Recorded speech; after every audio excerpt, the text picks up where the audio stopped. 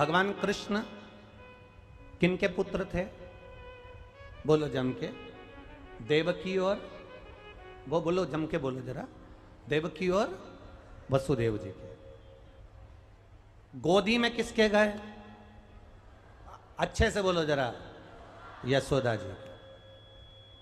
यशोदा ने ऐसा कौन सा पुण्य करा था जो उसकी गोदी में गए? कारण क्या था? पुत्र जब देवकी और वसुदेव के हैं तो गोदी में यशोदा जी के कैसे चलेगा? कभी किसी विद्वत जन से तुम्हें पूछना था कि ऐसा यशोदा जी ने पुण्य कौन सा करा था? यशोदा जी ने पुण्य करा अपनी जगह पर है, पर यशोदा जी की जो मां थी जिसका नाम था पाटला देवी। क्या नाम था? पाटला देवी। यशोदा जी की मां, नंदराय जी की सास।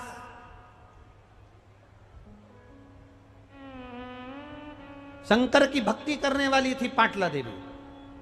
यमुना जी के घाट पर जाती थी, शंकर भगवान के शिवलिंग का निर्माण करती थी पाटला, और शिव जी की पूजन करती थी पाटला।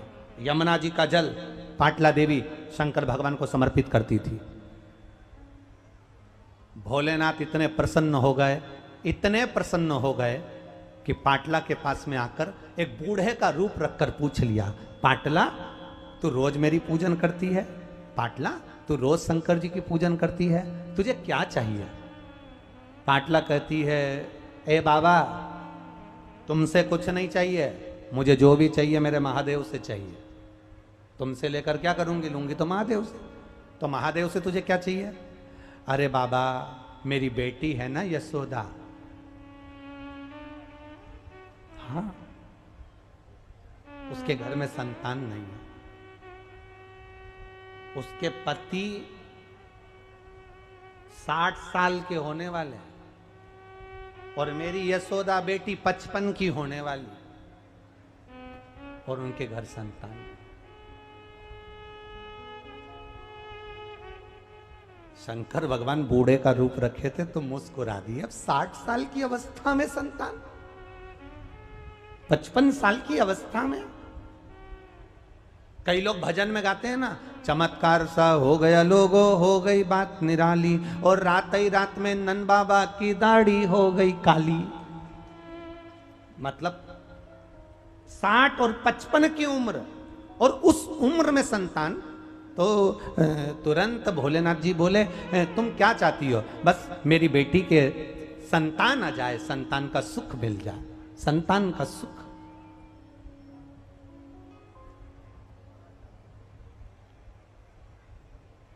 अब इतने में बूढ़े भोलेनाथ जी ने कह दिया कि फिर तो तुम्हारे घर में कोई भी संतान आ सकती है, तो मैं आशीर्वाद दे दूं तुम्हारे घर में यशोदा जी के घर बेटी आ जाए। इतने में पाटला देवी बोली, अरे बाबा कहाँ की बात कर रहे हो, बेटी आ जाए? हाँ हम मना नहीं करते बेटी आ जाए, पर बेटी आए पर बेटा। अब दोनों शंकर जी भी भिड़ रहे और वो पाटला देवी भी भिड़ रहे।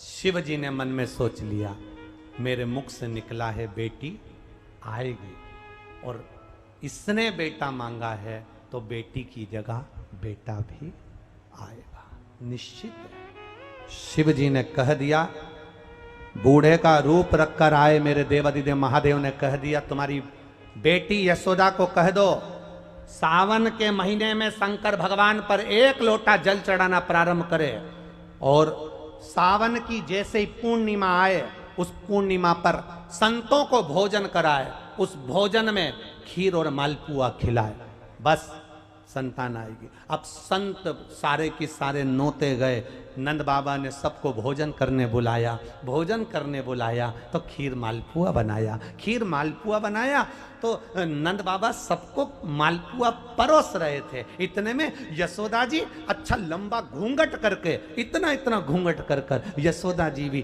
खीर की बाल्टी लेकर आ गई और संतों को खीर परोसने लगी।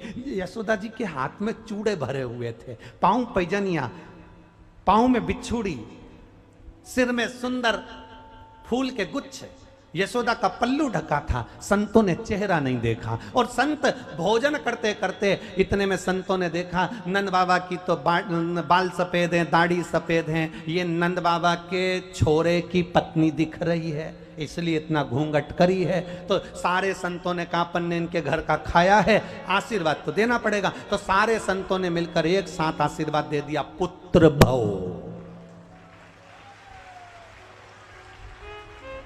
एक लोटा जल, सारी समस्या हल। सारे संतों ने आशीर्वाद दे दिया, पुत्र भव। इतने में यशोदा जी ने अपना पल्लू ऊंचा कर दिया। जो ऊंचा करा तो सारे बाबा होन आपस में बात करने लगे, रे ये भी डोकरी है, ये भी बूढ़ी है। नंद बाबा के बाल सफेद, इसके भी पूरे सफेद हैं, ये भी बूढ़ी, और अपन ने आशीर्वाद दे दिया, पुत्र भव। इतने में दूसरा संत खीर खाते खाते बोल रहा था। अब लोग पहचाने तो नहीं कि कौन था। खीर खाते खाते बोला कि कोई बात नहीं, भोजन करते करते अपन ने आशीर्वाद दिया है और इसने एक लोटा जल चढ़ाया है। अपन ने कहा पुत्र भव, तो बुढ़ापे में भी पुत्र आएगा, देगा तो महादेव देगा, कोई देगा तो महाकाल राजा देगा, शिव देगा, शंकर देगा। और हुआ, बेटी हुई, बेटा हो गया। रात को हुई थी बेटी, वसुदेव जी लेकर चले गए और वसुदेव जी ने अपना पुत्र यशोदा जी की गोद में डाल दिया। कभी विचार करना कि पुत्र की प्राप्ति कैसे हो गई, आखिर ऐसा क्या पुण्य करा था। पुण्य था सावन के महीने में एक लोटा जल शंकर भगवान को चढ़ाती रही और पूर्णिमा के दिन ब्राह्मण का भोजन करा दिया, संतान प्राप्ति गोदी में हो गई।